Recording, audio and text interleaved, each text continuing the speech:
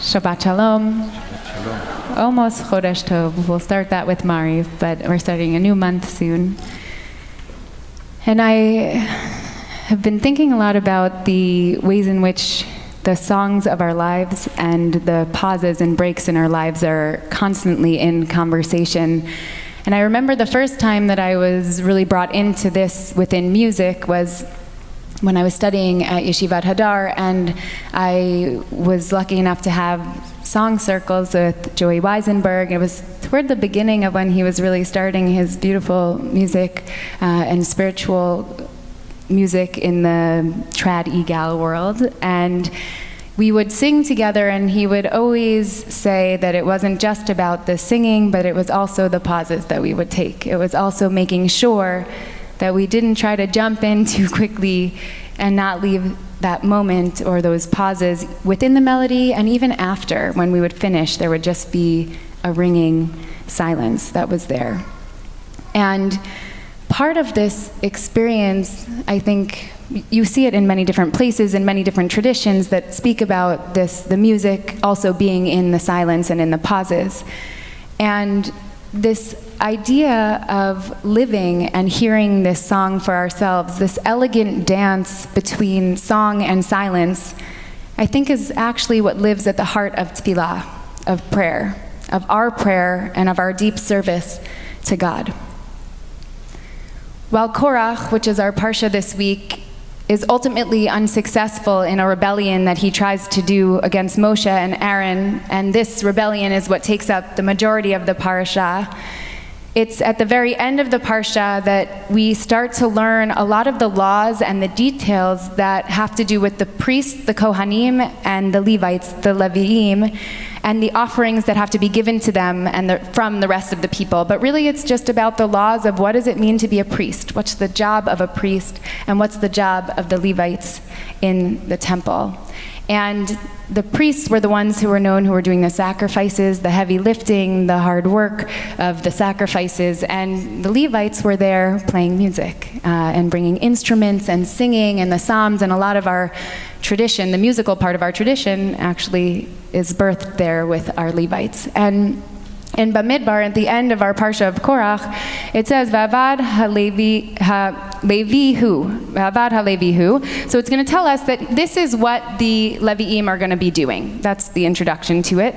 And Rabbi Shner Zalman of Lady, who lived in the mid-1700s and then all the way into the beginning of the early 1800s, who was also the founder of the Chabad dynasty, and he's known mostly for his writings of the Tanya, and also he published a work of Halakha, the Shulchan Aruch Harav, and he also had some of his works and his writings much in the Hasidic community. It would be that the Rebbes would teach, and they would teach to their students and to their disciples, and then later it was written down. And so actually a piece of his work was actually published in the mid and late 1950s. And so this comes from this work where he teaches about this pasuk about the Levi and what they do. What did the Levites do in the temple? And he says that the verse, and the verse teaches us that the service of the Levites is in song. And the idea of this is to arouse such emotional qualities such as love and yirah, this awe or this fear, and also joy. Song is a tool to connect to God and to connect us to God through our emotions. It stirs the soul, and as Zalman of Lady goes on to teach, he says that it arouses, le'orer, it awakens us up. And we'll hear that language also in the Chadodi, in that middle verse of the Chadodi, that it's saying, wake up, hit orari, wake up. We're going to wake up and we're going to sing. We're going to go out and we're going to sing. But he goes on in this teaching to compare it to the role of the Kohanim, to the priest, or the priests who are in the temple. And he says that the priests are on a very different level. So while the music of the Levites is what connects us to God through the song and through these emotions that it awakes within us, the Kohanim actually are on a different spiritual level. And when they see the world, and I think that this is very, very ideological, and we strive for this, that they are seeing the world as one, that God is everything. God is everything, that in seeing the world as this deep sense of connectedness and of understanding that there's no difference between my voice or your voice or anything that's happening, the Kohanim are on this plane of just seeing everything as one, which also negates the ability to have emotions or to stand in front of God with love or fear or joy or any of these things that might be aroused within us when we're praying or when we're singing. And that this idea is silence, that the Kohanim bring in the silence.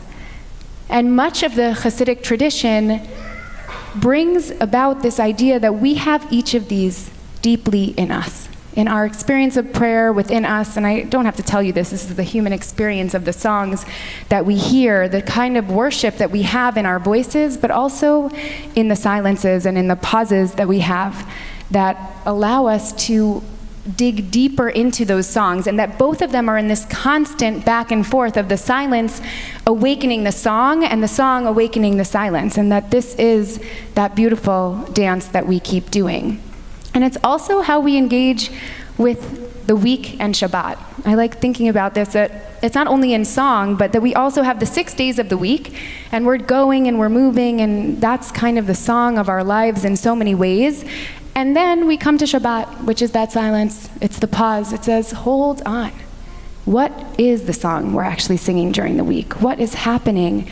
And we can't have Shabbat without having the week, and you can't have the week without having Shabbat. In so many ways, they hold each other up, and that pause allows us to hear that song in new ways. And the song allows us to hear and to sink deeper into the pauses, which I would say is what happens now when we go into Shabbat.